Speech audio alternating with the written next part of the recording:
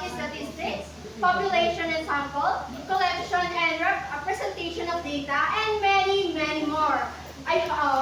We are hoping to have all your attention throughout the discussion. So, quick run lang guys. Alam naman natin na even though college student na tayo, marami pa rin sa generation natin yung mga hindi pa nakaka-gets masyado ng mga mathematical things, di ba? And aside from that, ang dami nating mga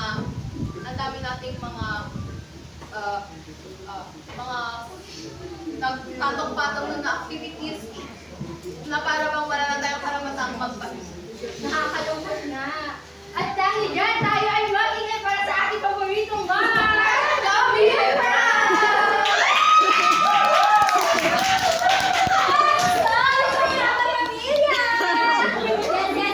Good morning sa inyong lahat! Ako nga pala si Camille Fran. Ayan! So today for our icebreaker, I prepared a game show which is Drum roll, please!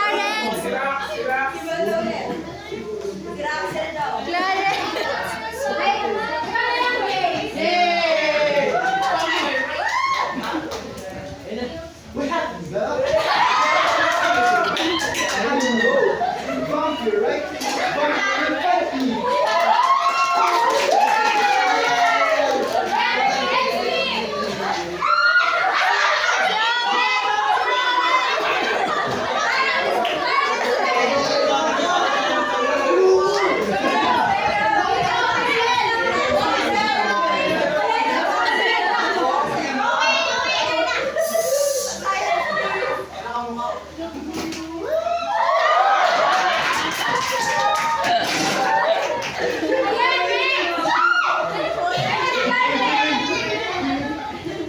si Hazel daw po.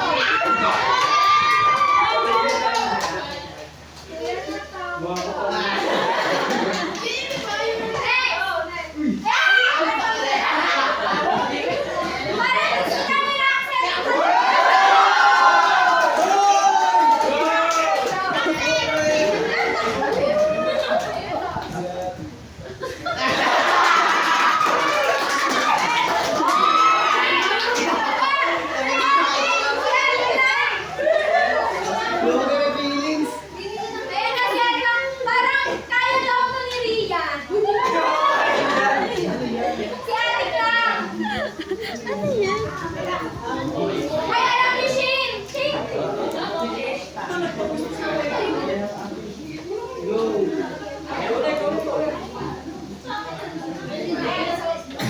Ayan si Christina.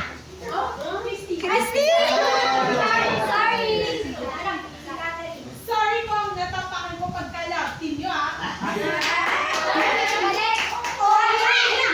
Si Bala.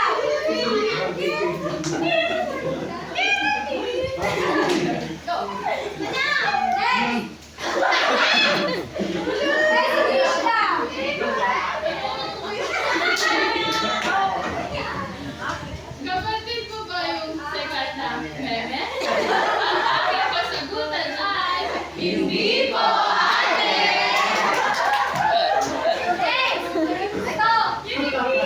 Ayan sila, Perla.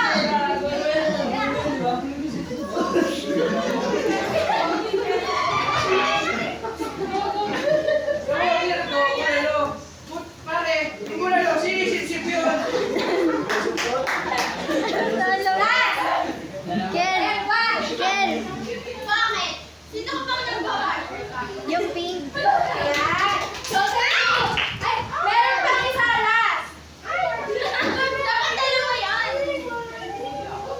Ay, Marvin! Sabi ko na. Ayan na. Ayan, thank you po sa pag-participate sa aming icebreaker. Again, Camille Brad.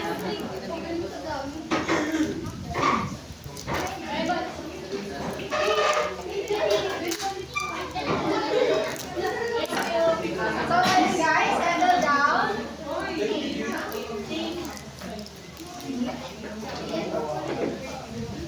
Paki-open ko yung PPT na sinabi namin sa inyo kanina.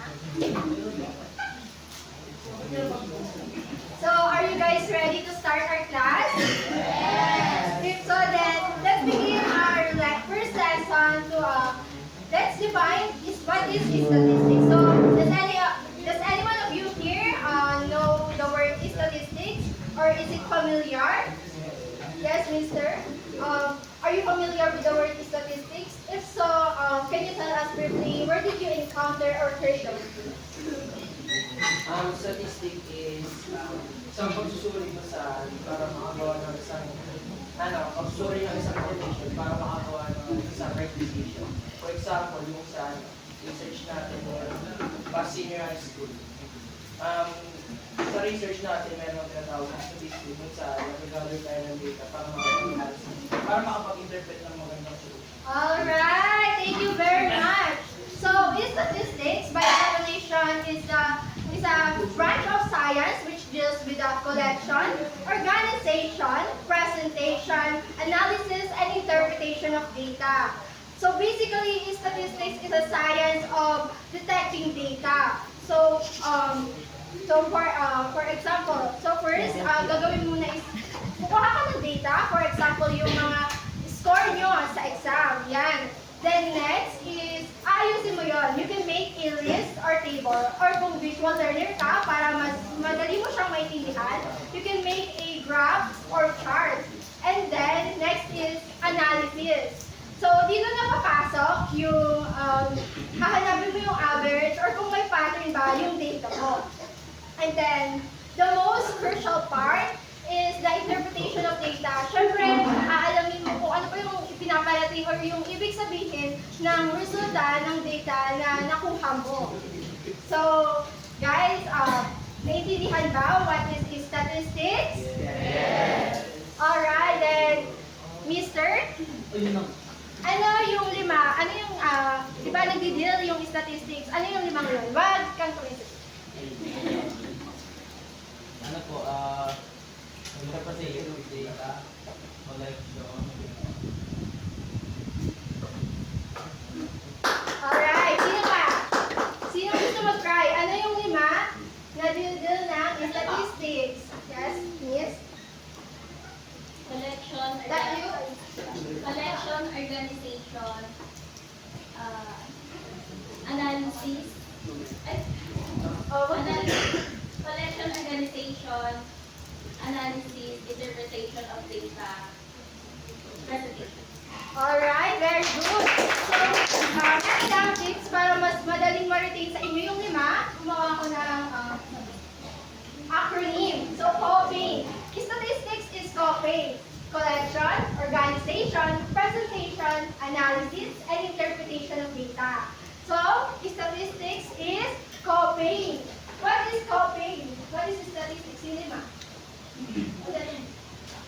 collection, organization, presentation, analysis, interpretation, interpretation data. Alright. So, mas madali natin na-retain sa memory kapag may acronym. So, let's move on to the next, which is the general uses of statistics. So, we have letter A, statistics aids in decision making. So, can anyone read what is under the letter A?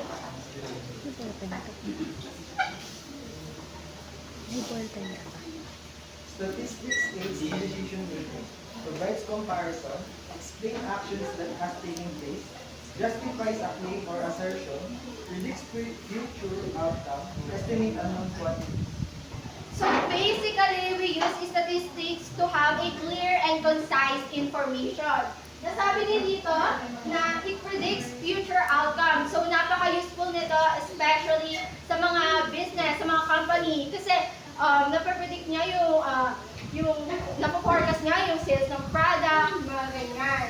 And it justifies a claim or assertion. So tulad ng sinabi ni Mr. kanina, ginagamit natin ang statistics sa research. Yun yung di ba gumawa na kayo ng research, yung mga based on statistics, 99% of blah, blah, blah, ganyan. And then next, letter B is statistics summarizes data for public use. So can anyone read the example? In business, a company can use statistics to forecast sales, design, products, and produce goods more efficiently. Alright, so connected lang siya sa sinabi ko kanina. Like for example, pharmaceutical company. So,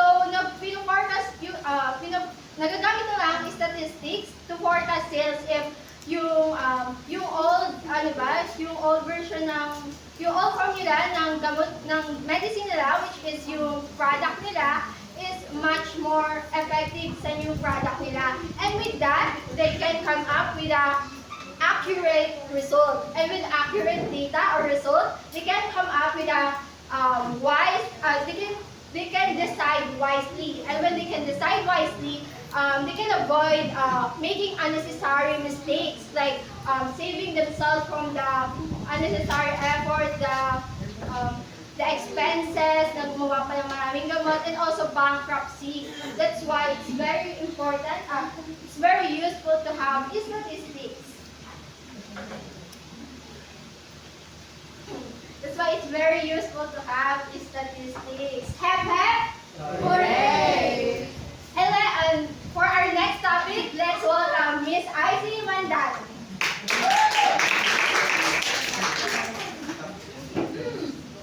Now I will explain the two fields of statistics. The descriptive statistics and inferential statistics.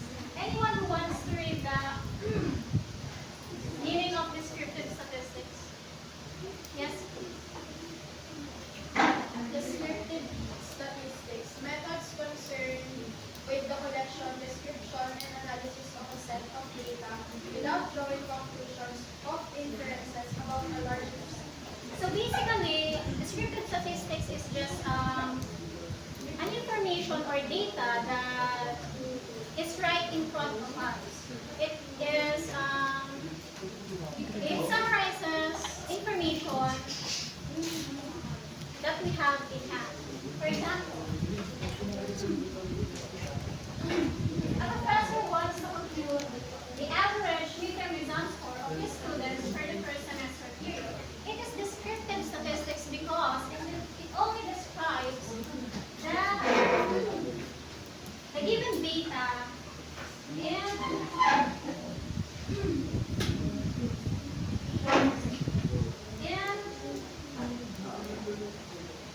because it only describes data that we have in hand.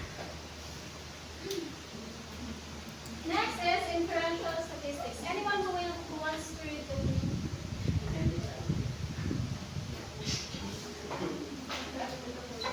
Inferential statistics. Methods concerned with making predictions or inferences about a larger set of data using only the information gathered from a subset of these parties. Inferential statistics is different with descriptive statistics because it predicts or makes conclusions about a sample data or information. And to make it short, descriptive statistics is to describe, while inferential statistics is to predict or make conclusions on a sample data. Now that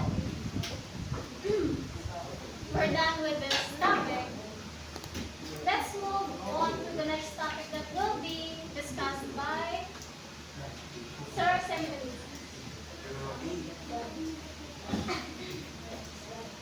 And for our next topic, population and sample. Sino na yung gusto magbasa ng population? Population is a term for people events Sinasabi dito na yung population na ito yung kabuang dami ng isang grupo na gustong study ng mga researcher. It represents everything and everyone to fit to the criteria of the research. Importante malaman natin yung population kasi dahil sa population, malalaman natin kung para kanino ba yung i-contact natin research. At malalaman natin kung sino-sino lang ba yung matatamaan at hindi matatamaan ng research natin. Magbibigay po ako ng example.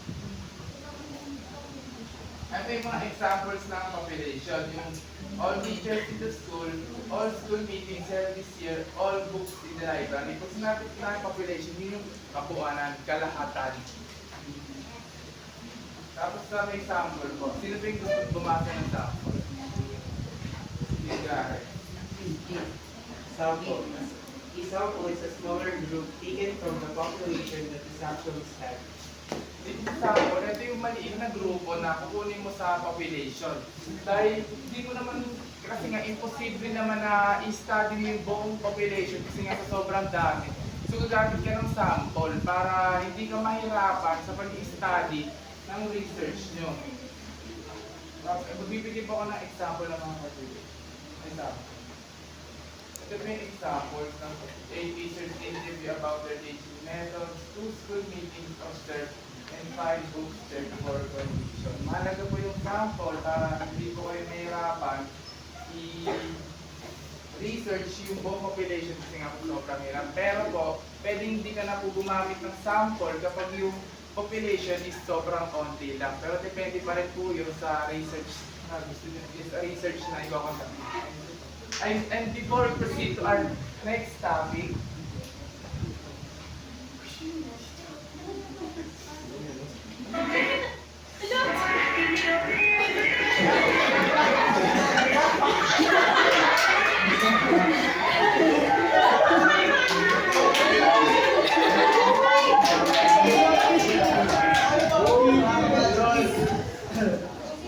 Good morning.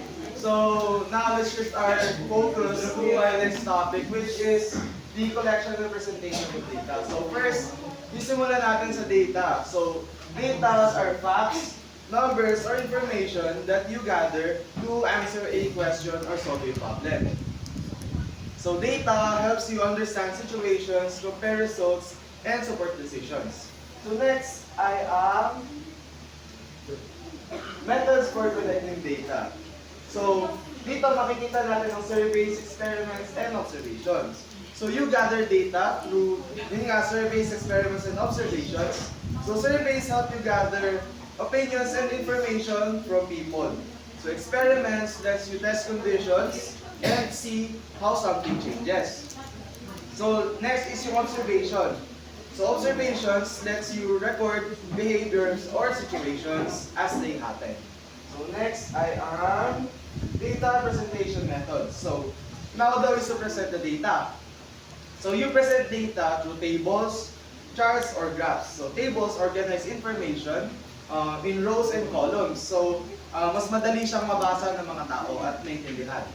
So next ang charts and graphs. So charts and graphs show patterns, trends, and comparisons, which makes the data easier to understand at a glance. So next ay explain ko ang 5 steps in statistical inquiry. So may 5 steps siya, kaya 5 steps. So sige next. First step ay ang define the problem. So this step identifies what you want to study. So you point out the issue or the question that needs answers. A clear problem guides all the next steps. You avoid gathering information you do not need. So sa step na to is inaalam natin kung anong pinaka-main na problem natin para hindi na tayo magpaligoy-ligoy pa. So next step ay ang formulate the research design. Step 2, formulate the research design. This step sets your plan. You choose the type of research, the method of data collection, and your sampling approach.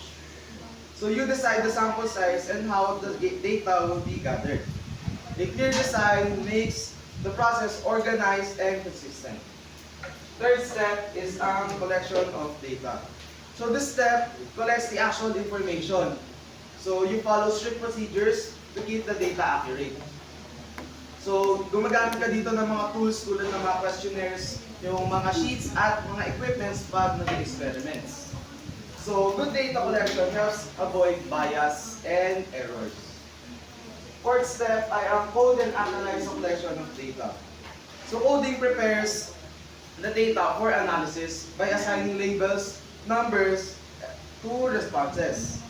Analysis looks at the data to find patterns and results. So dito magko-compute ka ng average, frequencies, at iba pang mga measures. So you also use advanced tests when needed. This step turns raw data into meaningful information. Last step ay ang interpret the result. So this step explains what the results mean. Hence the term yun nga, interpret the results. So you relate the findings to the original problem. Tapos you identify what the data shows from your conclusions and check if the objectives were met. This leads to your recommendation based on the evidence. So before I close, I will introduce the next topic, which is variables and measurement. A variable is a property that changes, and measurement assigns numbers or categories to these variables. So the information stays organized and easier to analyze. So this connects to directly to the next reporter. So let's hear it for Mr. Alan Reg.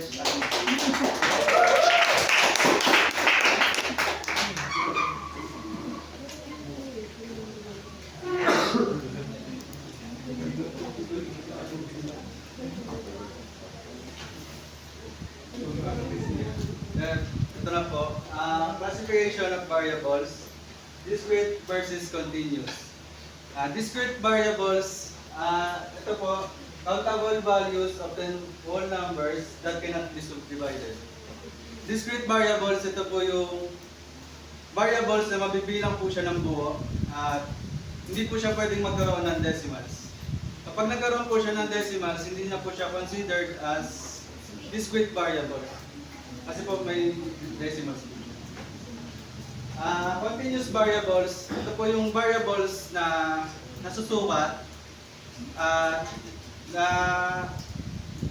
yun po. Nasusukat tuloy-tuloy at pwede na po siyang magka-decimals. At wala rin po siyang limit within a given range po.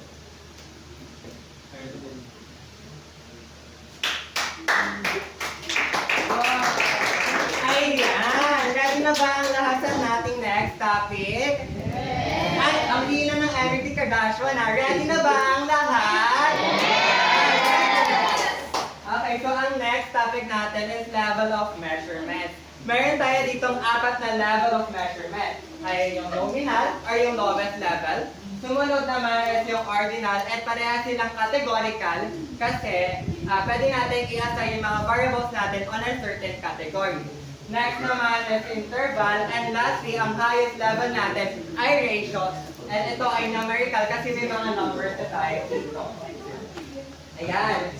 Nominal. So sa nominal, ito nga yung weakest level natin. At wala din tayong pake dito sa mga ranking or order. Ang ginagawa lang natin dito is mag-assign ng mga names sa certain category. For example, ayan, different ice cream flavor. Meron tayo dito chocolate, vanilla, strawberry, and pistachio. Ang ginagawa lang natin, wala tayong pake sa ranking or order. Kahit ibalik-balik na rin yung ice cream flavor, is okay lang. And also, nag-iinga lang naman tayo ng mga names para sa certain category. So, sino dito pwede pa magbigay na iba pang mga ice cream flavor? Magbigay na ibang ice cream flavor. Ha? Yan. Sino pa?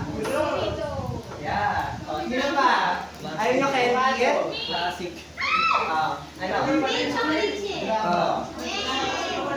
Okay. Okay, next naman is yung hair color. Meron tayo ditong brown, black, and ginger. Okay, next. Sino pong pwedeng magbasa? The ordinal level of measurement contains the properties of nominal level, and in addition, it describes ranking or order. Ayan, thank you so much.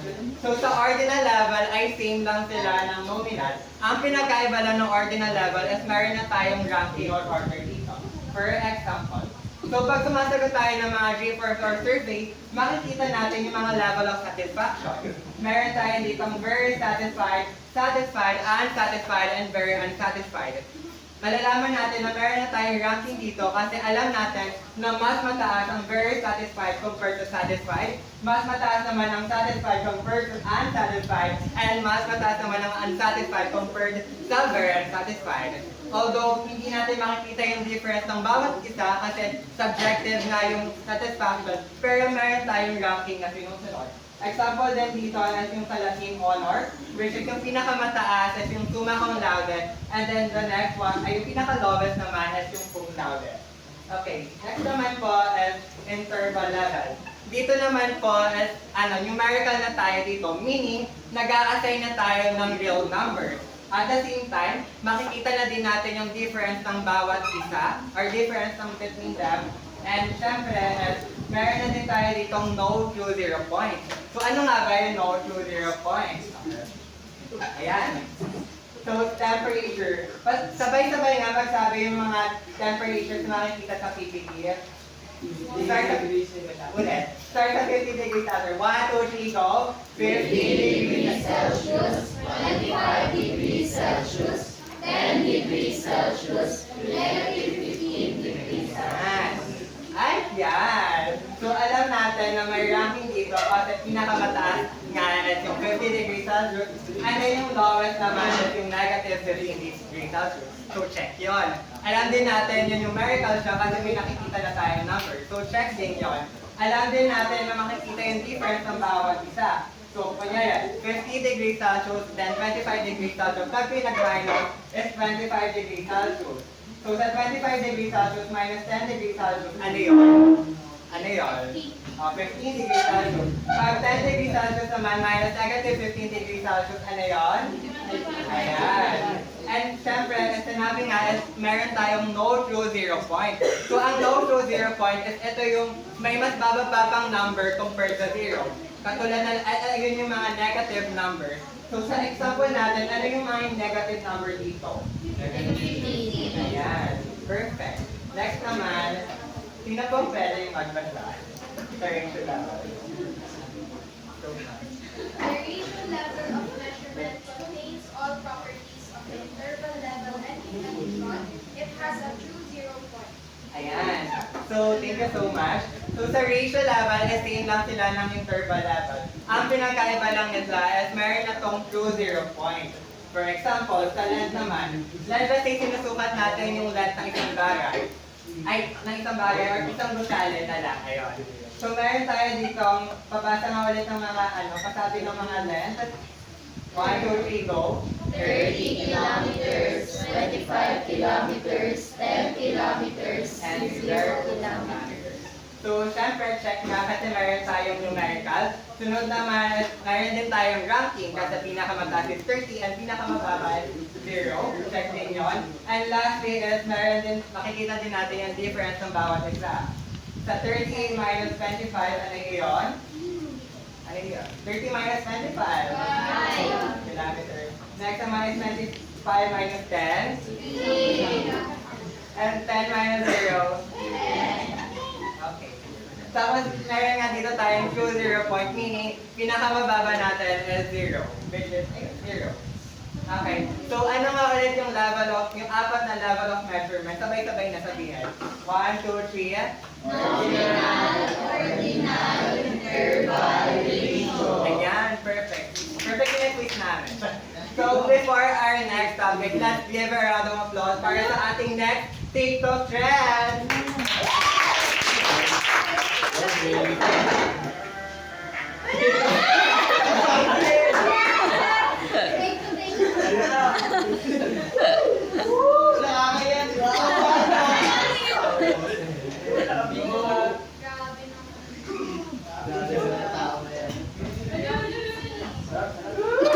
Magta-thirst trap.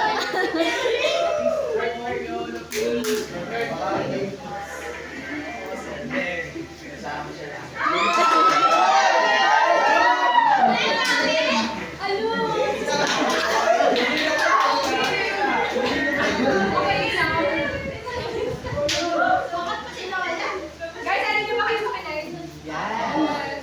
Hep, hep! Wala, isa pa, hep, hep! So for our next topic, paano ka mag-statistics if wala kang na-collect na data? Kaya meron tayo data collection methods. So meron tayong 5. I will discuss the P and Kira will discuss the last 2. So first, we have direct or interview method. When we say direct, of course, yun na, direct na siya, person-to-person encounter. But it doesn't mean na face-to-face lang nangyayari ang direct interview method. Kasi, when we say person-to-person, pwede pa rin naman siya virtually kasi meron na tayong internet na convenient para mag-conduct ng interview. Kahit na hindi kayo face-to-face nung kausap mo. We have 3 members of direct interview method, which is the interviewer, interviewee, and the data gatherer. So, an example ito is the methods ng direct or interview method is face-to-face, phone, or internet access. For example, yung organization ng marketing sa school natin, mag-recruit sila ng bagong members. So, pwede na silang mag-conduct ng di face-to-face, instead, gagamit na lang sila ng Google Meet para convenient na para sa lahat. And another example is, kunyari naghahanap kayo ng work, kailangan na pumunta kayo dun sa place. So, ayun ay face-to-face na direct interview method. For the next one, we have indirect or questionnaire method. So, by the name itself, a questionnaire is used to draw out information or data. It's a form that has a definite set of questions. So, naranasan niyo na ba na ng senior high school kailangan ng respondents ng isang researcher and sinam na kayo ng forms like Google Forms or printed na questionnaire? Yes. So, ayun, meron tayong dalawang types which is qualitative and quantitative. Pag qualitative, ito yung may open-ended questions. And yung sagot nyo dito is descriptive kasi ito yung ginagamit for researches like qualitative researches. On the other hand naman, quantitative naman, ito yung closed-ended. Ito yung madalas merong mga Likert scale like from 1 to 5, very unsatisfied to highly satisfied, yung mga ganong questionnaire. So next we have registration method. Researchers obtain data from the records of the government agency which is authorized by law. Ang samples nito is birth and death list from PSA, list of registered voters from COMELEC, or company registration which is the official registry of all businesses operating within a country or region. So ginagamit ang registration method for resource allocation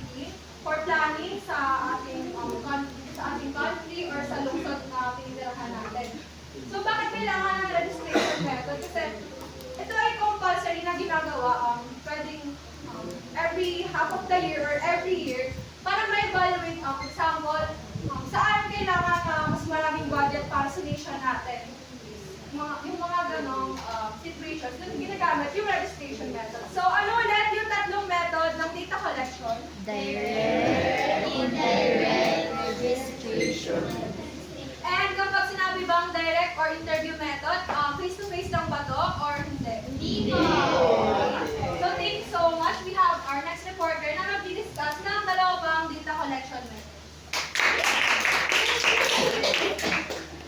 Let's now go to the fourth data collection method, which is the observation method. Itong observation method is a technique wherein ang tatandaan natin keyword dito is yung observing. Yun na yun. It is what it is. Ang ina-observe dito is yung behavior ng tao or behavior ng collective na tao. And to better understand ano ba tong observation method, ito ang isang example. Kunwari, patient condition. Di ba, yung mga doctors, yung mga nurse, basta yung mga nasa hospital, chine-check nila yung condition ng isang pasyente para ma-determine nila if ano ba yung magiging solution nila sa sakit na yon. And aside from that, isa pang example nito is athlete's condition. Kunwari, may isang athlete na na-disgrasya na injured yung paa niya. So, matagal kasing proseso yan, di ba? Yung paggaling ng mga ganong condition. So, yung therapist, i-observe niya kung kailan ba yung perfect time na pwede na ulit maglaro yung athlete para okay yung magiging performance niya. And another one is performances. Again, let's talk about athletes. Kunwari, nagtitrain for a big competition itong isang athlete. Tapos may gusto siyang i-improve na qualities dun sa performance niya. So, syempre, in months of training, gusto niya na nakikita niya, ino-observe niya mismo at ng mga coaches niya kung ano ba yung i-exert niya na effort and time para ma-improve yung sarili niya. So, ayun po ang observation method. Next would be, ito na po yung last, which is the experimental method. Ito yung system wherein nagpe-perform po ng experiment para, of course, makukuha nga ng data. Again, let's have an example to better understand observing at experimental method. First is vaccines or medicines. Siyempre bago magamit yung mga vaccines or medicines na yan, nag-experiment yung mga scientists kung effective ba to sa mga tao. And aside from that, let's say plants naman. Dito na in-experiment yung plant growth, tapos from that, nakakakuha sila ng data. So, ang tatandaan lang natin dito sa dalawang to is pag-observation,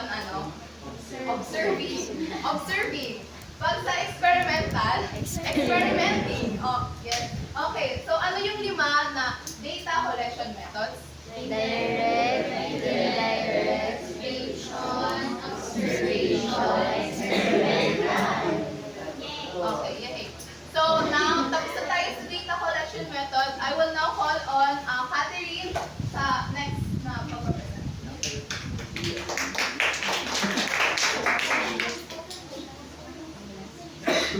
Okay, ang next naman natin is the presentation of data. First is yung textual presentation. Pag textual presentation, lagi natin tatandaan na binabasa siya and naka-sentence form siya. Textual, text, by the word itself, text.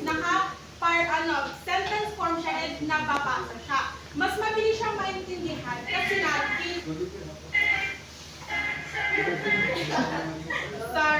mas mabilis siya maintindihan kasi nababasa siya, hindi niya na kailangan pa mag-analyze kasi nga binabasa siya. Yun yung ginagandahan sa textual presentation. Pero, negative side sa kanya is, feeling nyo ba kapag gantong kahabang paragraph, gantong kahaba yung babasahin nyo, feeling nyo gugustuhin nyo siyang basahin at maiintindihan siya. Diba? Kaya nandito pa lang kayo, babasahin nyo lang siya pero hindi na siya pumapasok sa utak nyo. Parang sige na, basta matapos na lang, ganon. Yun yung pangit sa kanya kasi kapag sobrang haba niya, hindi na ma-absorb nung reader kung ano ba talaga yung gustong i-present ng data na yon. Next naman is yung tabular. Pag tabular, nakapresent siya sa column.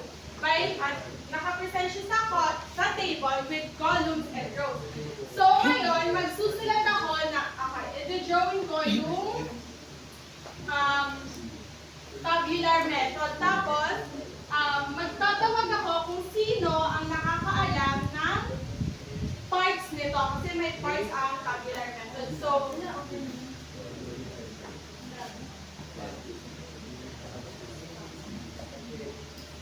wait lang.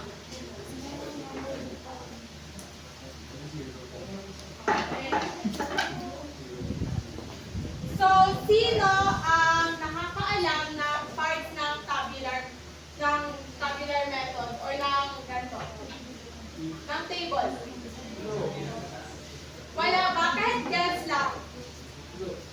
Wala, okay. So,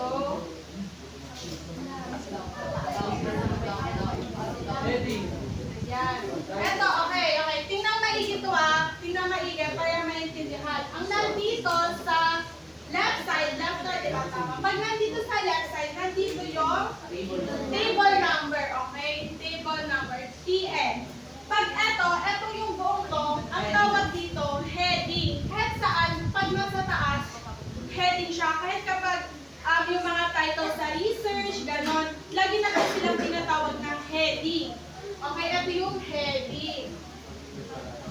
Okay, next is, ito, yung lahat ng nandito sa left side na column, ang tawag natin sa kanya ay tab. Ito yung classification or categories ng data na pinapresent nyo. For example, age ng student, 15, 16, 17, 18. Parang ito yung primary knowledge nyo dun sa data na pinapresent nyo. Okay? Next naman is, ang tawag dito sa buong to, ang tawag nito ay body. Kasi ito na yung data na pinapresent nyo, ito na talaga yung mga nakalap nyo na data. So, ito na yung body kasi nandito na lahat ng analysis nyo. And then, yung nandito sa baba, ang makikita natin sa baba ay ang footnote, kung saan sa footnote, nakasulat dito yung conclusion nyo or yung notes nyo about sa data na to. Masasabi natin siya at times na textual presentation siya kapag may mga numbers na yung footnotes nyo, okay? And meron tayong source note. Source note. Ang source note naman is yung mga pinanggagalingan nyo ng data or kung saan nakalap yung data. Example, one of its example is like if may RRL ba kayo sa data na nakalap nyo, ganon. So, nagets ba guys? Yung maganda sa tabular presentation is mas mabilis nyo siyang ma-analyze. Kasi presented na yung data. Pag nakasulat dito, 15%. Hindi, magigas na agad 15%. Diba? Mas mabilis siya ma-analyze. Comprehensible siya and parang mabilis din siya ma-compare. Kasi pag 15%, tapos ito, 16%. Pag sa textual presentation, babasahin nyo pa, nandito yung 15%, tapos nandito yung 16%. Parang hindi nyo siya makakompare agad unless i-highlight nyo. Tama ba? Or feeling nyo mas madali para sa inyo mag-compare sa textual presentation? Yan. Kasi eto makikita nyo na dito. Pag textual, kailangan nyo pa siyang isulat ulit dito. Lahat ng data na nandun sa text, diba? Tama ba? Or mali ako? Tama. Pero at times, since yung textual presentation, di ba nandun na ngayong explanation, dito at times, kapag wala ka pang knowledge or kapag hindi pa na-represent sa yung data, pag table pa lang yung nakikita nyo, medyo confusing siya kasi ano ibig sabihin nito, diba? Magigets nyo ba siya agad kapag table pa lang yung nakikita nyo? Diba? Kailangan muna i-explain sa inyo. Gets ba? Kaya ngayon magtatanong ako kung may natutunan kayo. Okay, first, ano ang textual presentation?